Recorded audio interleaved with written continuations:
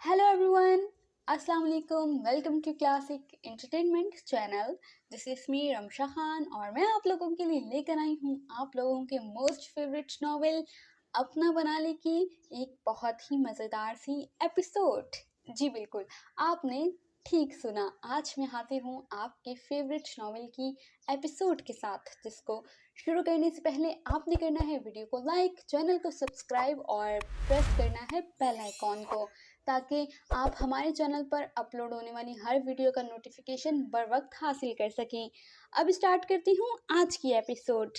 अपना बना ले, written by Seema Shahid, episode 27. वो पौधों को देख रही थी जब उसे दूर से ड्राइवे पर से लेमुजिन अंदर की तरफ आती नजर आई. यूसुफ, उसके सुर्ख लब हिले और दिल जोर जोर से धड़कने लगा. लेमुजिन रुकी. उसमें से बोरक उतरकर पीछे वाली सीट का दरवाज़ा खोलने उतरा. वो बड़े इन्हमाक से नीचे देख रही थी जब गाड़ी का दरवाज़ा खुला और उसमें से झांकते स्याह जूते उसकी सारी तवज्जो अपनी तरफ मरकूज कर गए. वो अपने दिल को थामे नीचे गाड़ी को देख रही थी. इतने दिनों बाद यूसुफ को देखना, उससे मिलना, उसकी शिद्दतों का सामना करना. अनाविया का चेहरा सुर्ख पड़ने लगा. गाड़ी का दरवाज़ा पूरा खुल चुका था और अब अंदर बैठा नेहर का सांचे में ढला वजूद बाहर आ चुका था, जिसे देखकर अनाफिया का मूड खराब हो गया था. वो पीछे हटी और वापस पलट कर पौधों के पास आकर बैठने के बाद अपना अधूरा काम मुकम्मल करने लगी. वो अब क्यारियों में मट्टी बराबर कर रही थी जब कदमों की चाप उसे नज़दीक आती सुनाई दी. ये यूसुफ का पोर्शन था. यहाँ वो चुड़ैल बिना परमिशन कैसे आ सकती है? अनाविया ने सोचते हुए नज़रें उठाकर देखा तो सामने ही स्याह कैप्री पैंट, सफ़ेद शर्ट और स्याह कोट पहने, बालों को जेल से सेट करके ऊंचा जूड़ा बनाए नेहर उसके सामने खड़ी हैरत से उसे देख रही थी, जो इस वक्त यूसुफ की शर्ट में, जो उसे बहुत लंबी और ढीली ढाली सी थी, पहने बहुत क्यूट लग रही थी. ओह खुदाया, नेहर के मुंह से बेसाख्ता निकला, जिस पर अनाविया ने अबरू उचका कर उसे देखा, जैसे पूछ रही हो कि क्या हुआ. व्हाट द हेल, तुम ये क्या कर रही हो? माली को बुलवाकर काम करवाना था, ना कि खुद करने बैठ गई. ज़रा सोचो, अगर अभी यूसुफ वापस आ जाए तो अपनी नई नवेली दुल्हन को यूं मट्टी में लथड़ा देखकर क्या सोचेगा. उफ, इट्स सो डिस्कस्टिंग. नेहा ने झुरझुरी लेते हुए बुरा सा मुंह बनाया. मेरे हस्बैंड मुझे क्या कहेंगे या क्या सोचेंगे, ये मेरा प्रॉब्लम है, तुम्हारा नहीं. अनाविया भी सारी तमीज़ एक तरफ रख कर उखड़ और रूड अंदाज में बोली. उसे इस बात की ज़रा बराबर भी परवाह नहीं थी कि नेहर क्या सोचेगी, और दूसरी तरफ नेहर तो उसका इतना रूड लहजा सुनकर ही शॉक्ड हो गई थी. उसे यकीन ही नहीं आ रहा था कि ये वही चुपचाप खामोश रहने वाली अनाविया है. उसने लम्हों में खुद को संभाला. आज खासी गर्मी भी तो है, हो सकता है ऐसा मौसम गार्डनिंग में मदद देता हो, लेकिन अभी तो उठो और मुझे अंदर इनवाइट करके कोई ठंडी ड्रिंक ऑफर करो. नेहर ने ज़बरदस्ती मुस्कुराते हुए कहा. नेहर की बात सुनकर अनाविया ने तीखी नज़रों से उसे देखा, जो फुल मेकअप में तैयार शयार उसके सामने खड़ी थी. मेरे पास इस वक्त कॉलर से तैयार होकर तुम्हारे साथ बैठकर ठंडा पीने का वक्त नहीं है. अनाविया ने सर्द लहजे में उसके मेकअप ज़दा चेहरे को देखते हुए तंज किया तो पीछे नेहर का बैग उठाए खड़ा बोरक आगे आया. मिसिस यूसुफ, अगर आप माइंड ना करें तो मैं आप दोनों लेडीज़ के लिए ठंडी ड्रिंक्स यहीं टेरेस पर सर्व करवा दूं. बोरक ने अदब से बीच में पड़कर उन दोनों ख़वातीन के दरमियान सूरत-हाल को मज़ीद ख़राब होने से रोकने की कोशिश की. वाओ, डेट्स ग्रेट बोरक, ऐसा करो, लेमनेड बनाकर ले आओ. नेहर बिना अनाविया के जवाब का इंतज़ार किए बोरक को हुक्म देती अंदर टेरेस पर आकर کرسی گھسیٹ کر بیٹھ گئی۔ اناویا نے چپتی ہوئی نظروں سے بورق کو گھورا کہ اب اس کی وجہ سے اسے اس چڑیل کے ساتھ بیٹھنا پڑ رہا تھا جسے وہ 1 منٹ بھی برداشت کرنا نہیں چاہتی تھی۔ کجا کے اس کے ساتھ بیٹھ کر لیمونیڈ پینا۔ سوری مسز یوسف، وورک نے شرمندگی سے اسے کہا تو وہ اسے لیمونیڈ لانے کا کہہ کر خود بھی ہری گھاس سے سجے ٹیرس پر چلتی ہوئی نیہر کے سامنے والی کرسی مالکانہ انداز میں گھسیٹ کر بیٹھ گئی۔ مجھے اندازہ نہیں تھا کہ یہ گارڈننگ اتنا مشکل کام ہوتا ہے، نیہر نے اناویا کے الجھے بال گالوں پر لگی مٹی کو دیکھتے ہوئے کہا اور بولتے بولتے چونک گئی۔ اوہ مائی گاڈ، یہ تم نے اپنے ناخنوں کا کیا حشر کیا ہے؟ وہ شاکڈ سی اناویا کے ٹوٹے پھوٹے مٹی سے بھرے ناخنوں کو دیکھ رہی تھی۔ اناویا اس کی بات کا جواب دیے بغیر بڑے آرام سے دوسری کرسی پر اپنے پیر رکھ کر آسمان کو دیکھنے لگی۔ تمہیں دستانے پہن کر یہ گندا کام کرنا چاہیے تھا۔ وہ اناویا کو تعصب سے دیکھ رہی تھی۔ ناخن میرے، گھر میرا، تو مجھے نہیں لگتا کہ مس نیہر آپ کو میرے لیے پریشان ہونے کی ضرورت ہے۔ اناویا روکھے لہجے میں بولی مگر سامنے بھی نیہر تھی۔ مجھے خراب نیلز دیکھ کر الٹی آنے لگتی ہے، اسی لیے میں اپنے ساتھ مینیکیور ایمرجنسی کٹ رکھتی ہوں۔ دیکھنا ابھی 5 منٹ میں تمہارے ناخن بہتر شیپ میں آ جائیں گے۔ نیہر نے مسکراتے ہوئے اپنا پرس کھولا۔ کدھر گئی کٹ؟ بڑبڑاتے ہوئے اس نے پرس ہی میز پر الٹ دیا جس میں ایک اخبار فولڈ کیا ہوا پرچہ سامنے ہی تھا، جسے دیکھ کر نیہر نے شاطرانہ انداز میں مسکراتے ہوئے اناویا کو گھورا اور اخبار کو پکڑ کر سیدھا کیا جس پر سامنے ہی پیٹرولیم کے شہنشاہ شیخ ہاشم سلطان کی اکلوتی بیٹی اناویا ہاشم سلطان کی گمشدگی کی خبر ہیڈ لائن میں تھی۔ دیکھو ذرا، نیہر نے آسمان کی طرف دیکھتی اناویا کو اخبار کی طرف متوجہ کرنا چاہا، پر اس کا رسپانس نہ ملنے پر خود ہی اس خبر کا اونچی آواز میں پڑھنے لگی۔ شیخ ہاشم سلطان اپنی اکلوتی بیٹی کی گمشدگی کے غم میں ہاسپٹل میں داخل ہیں۔ ان کی حالت کافی ناساز بتائی جاتی ہے۔ وہ پڑھ رہی تھی اور اناویا تو اپنے باپ کا نام سن کر ہی چونک گئی تھی اور اب ساکت نظروں سے سامنے پھیلے اخبار کو دیکھ رہی تھی۔ تمہارے والد بیمار ہیں، ہاسپٹل میں داخل ہیں اور تم نے بتایا بھی نہیں؟ نیہر نے اس سے ایسے شکوہ کیا جیسے وہ اور اناویا ایک دوسرے کی بہترین دوست ہوں۔ اناویا اس کی بات پر کچھ نہیں بولی تو وہ کھڑی ہوئی اور ہاتھ میں رول کیا ہوا اخبار اناویا کے سامنے پھینکا۔ یوسف صرف اور صرف میرا ہے اور اب بس کچھ ہی وقت میں وہ تمہیں چھوڑ کر میری دسترس میں ہوگا، میں اور وہ، بس اتنے۔ اس نے اپنی 2 انگلیوں کو ایک دوسرے سے جوڑا۔ قریب آ چکے ہیں، اور تم نے سنا تو ہوگا ہی کہ پیار اور جنگ میں سب جائز ہے، اس لیے سویٹ ہارٹ بہتر یہی ہے کہ اپنا سامان باندھو اور یہاں سے نکل جاؤ۔ وہ اناویا کے نزدیک آئی اور اس کے چہرے کے آگے جھکی۔ وہ کیا ہے نا کہ مجھے اچھا نہیں لگے گا جب یوسف خود تمہیں ہاتھ پکڑ کر اپنی زندگی سے نکال باہر کرے گا، اس لیے عزت سے خود ہی ہمارے درمیان سے نکل جاؤ۔ وہ پھنکارتی ہوئی سیدھی ہوئی اور اندر مینشن میں چلی گئی۔ اس کے جاتے ہی اناویا نے سامنے پڑا ہوا اخبار اٹھایا اور تیزی سے اس میں چھپی اپنے باپ کی طبیعت خرابی کی خبر پڑھنے لگی۔ اس میں لکھا تھا کہ شیخ ہاشم سلطان اپنی بیٹی کو تلاش کرتے کرتے ہاسپٹل پہنچ گئے۔ انہیں ہارٹ اٹیک آیا تھا، حالت نازک تھی، مانا کہ اس کے ڈیڈی نے اسے دھوکہ دیا تھا۔ ان کے لیے اپنی بیٹی سے زیادہ ان کا عیاش بھتیجا عزیز تھا، مگر جو بھی تھا وہ اس کے باپ تھے۔ اس کا سارا بچپن، جوانی سب اپنے باپ کو ہی اپنا آئیڈیل مانتے ہوئے گزرا تھا۔ اناویہ نے کرسی پر اپنے پیر اونچے کیے اور گھٹنوں میں سر دے کر بیٹھ گئی۔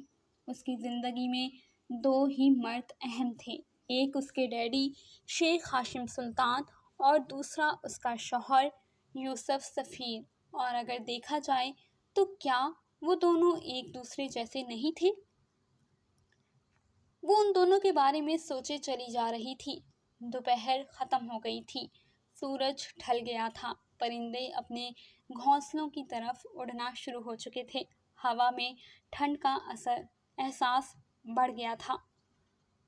وہ اندھیرا پھیلنے پر اٹھی، اخبار اٹھا کر اندر اپنے اور یوسف کے عالیشان بیڈ روم میں داخل ہو کر سیدھی ڈریسنگ روم میں داخل ہوئی اور الماری کھول کر ادھر ادھر دیکھتے ہوئے اپنا بیگ جو وہ دبئی سے فرار ہوتے ہوئے ساتھ لائی تھی اسے نکالا۔ اس کے اندر کی تہہ میں ایک جدید ماڈل کا آئی فون پڑا تھا جس کی سم نکلی ہوئی رکھی تھی۔ وہ یہ ایکسٹرا فون احتیاطاً ساتھ لائی تھی۔ فون لے کر وہ روم میں آئی اور بستر پر بیٹھ کر پہلے فون چارجر پر لگایا اور ساتھ ہی اسے کھول کر اس میں سم سیٹ کرنے لگی۔ 15 منٹ میں فون 30% چارج ہو چکا تھا۔ اس نے فون اٹھایا اور اخبار میں لکھے ہوئے ہاسپٹل کا نمبر ڈائل کیا۔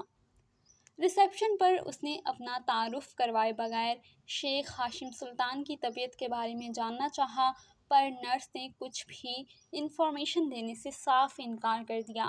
پھر اس نے شیخ ہاشم سلطان سے بات کرنے کی درخواست کی، لیکن دبئی میں رات کا وقت تھا اور مریض آرام کرتے ہیں، اس وقت انہیں ڈسٹرب نہیں کیا جا سکتا۔ نرس نے صاف انکار کر دیا۔ مایوس ہو کر اناویہ نے فون رکھ کر اسے دوبارہ چارج پر لگایا اور بے چینی سے کمرے میں ٹہلنے لگی۔ کچھ دیر بعد وہ واپس فون کے پاس آئی اور ایک گہرا سانس لے کر زاویار، اپنے سابقہ منگیتر اور اپنے ڈیڈی کے پسندیدہ بھتیجے کو فون لگایا۔ 4 بیلز کے بعد فون اٹھایا گیا۔ ہیلو؟ نیند میں ڈوبی ایک نسوانی آواز ابھری جو یقیناً اس کی گرل فرینڈ کی ہوگی۔